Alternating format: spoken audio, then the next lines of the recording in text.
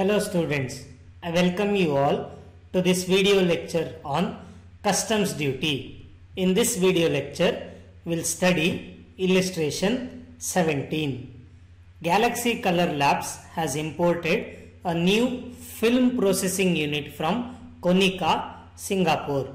Following are the details of import. Cost of machine $40,000. Cost of spare parts and accessories, that is $300. It has been missed out here. Please remember it is $300. Packing charges including durable packing $50. Total packing charges is $250. Out of that, durable packing cost is $50.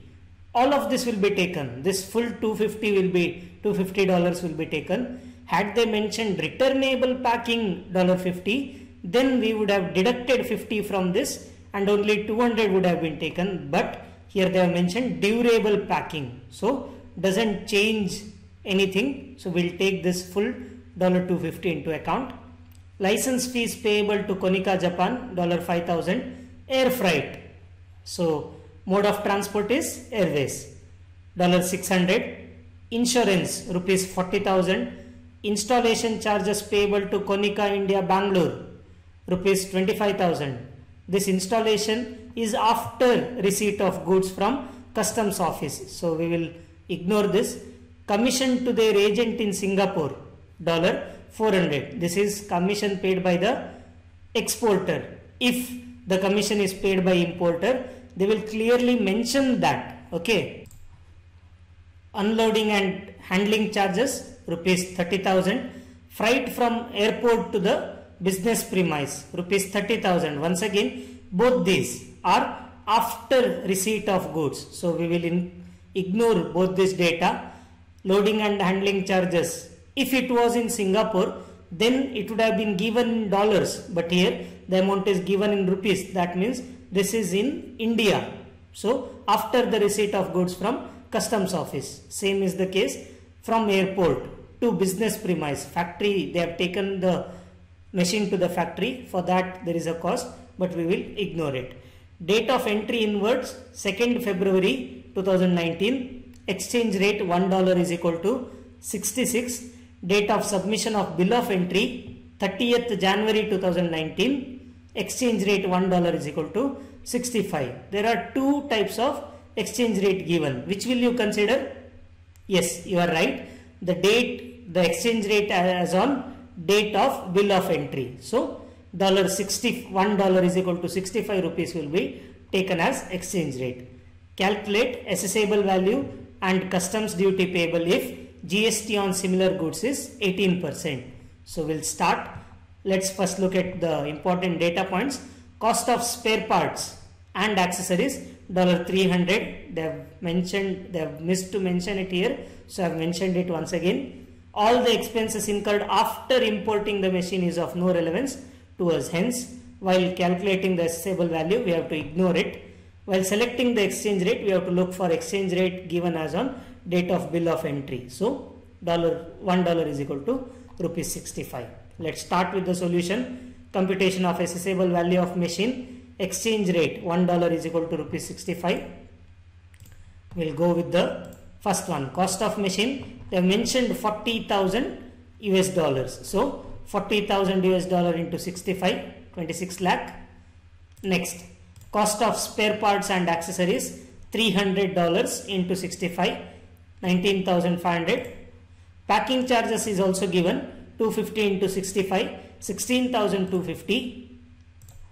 License fees is given, 5,000 into $65, 3,25,000.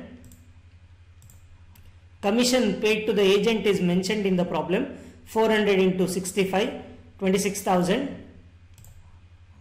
So we get FOB price. When we add all the amount given in dollar, it will be $45,950. Whereas when we add the amount in Indian national rupees, that is 29,86,750. You have to add all this amount, you will get the FOB price.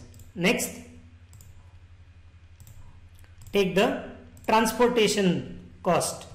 Here they have clearly mentioned the transportation is by air freight. Hence, what we have to do, we have to compute 20% of FOB price and then compare that with the actual cost. So, $45,950. Here all the cost is in dollars and Indian National Rupees. Hence, we can do it this way.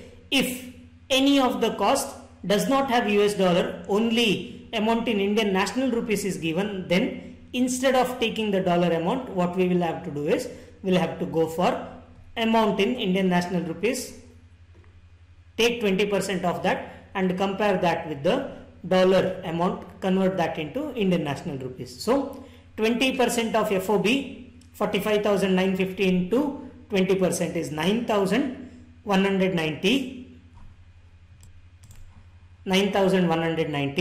or actual cost. Actual cost is $600, whichever is less. I have told you very early, it is very easy to understand, $9,190 or $600. $600 is less. Once again, if you want to check it in Indian National Rupees also, you can do the same. 29,86,750 into 20%, you will have rupees 5,97,350 and then 600 US dollar into rupees 65, 39,000. Makes it very clear, 39,000 is the least amount. So take 600 in the dollar column and 39,000 in the Indian National Rupees column. Then you have to go for insurance. They have given the insurance amount directly in Indian Rupees, that is 40,000. You will get the assessable value. Assessable value is 30,65,750. Now you have to go for computation of customs duty payable. First, as we all know, we start with assessable value. We have to write in the first column, ignore in the second column, don't write anything in the second column. Basic customs duty payable, they have not given anything, so we will take it as 10%. 30,65,750 into 10%, 3,06,575, write it in both the columns. Except for IGST, nothing else is mentioned. So, you will directly go to subtotal A, 30,65,750 plus 3,06,575, 33,72,325. Here nothing is there to add. Take the amount as it is. Social welfare surcharge, even if they don't mention it, we have to compute.